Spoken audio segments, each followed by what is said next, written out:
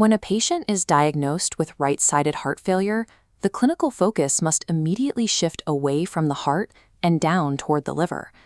Modern medicine often treats the body as a collection of separate parts. Under this model, if a pump fails, you look exclusively at the pump to find the flaw. But the body functions more like a fluid dynamic network. In a system this tightly integrated, a problem in one chamber is almost always dictated by the pressure in another. This interconnected reality is the basis of a traditional Vietnamese medical axiom, Suy tim phai, bol me la bol gan. Translated, it reads, right heart failure, to nourish the mother is to nourish the liver. At first glance, this sounds like a riddle.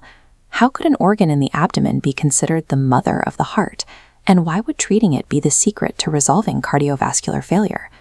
This starts with the Eastern 5-element cycle. In this framework, the liver, the wood element, is the fuel that generates the heart, the fire element. Within this logic, a failing heart is viewed as a secondary symptom. The fire is dying because the mother organ is no longer providing the baseline energy required to sustain it. This chart shows the physical reality behind the philosophy. In modern cardiovascular anatomy, the liver sits right below the right side of the heart.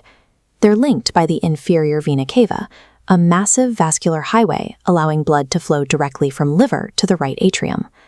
Whether we use the language of ancient elements or modern anatomy, both systems are describing the same physical connection between these two organs.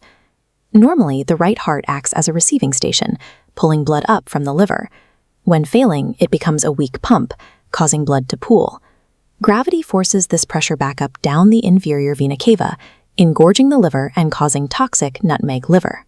This is a lethal loop. A congested, swollen liver creates massive systemic resistance, forcing an already struggling heart to push against a physiological brick wall. To break the cycle, doctors use diuretics to aggressively reduce the liver's internal pressure.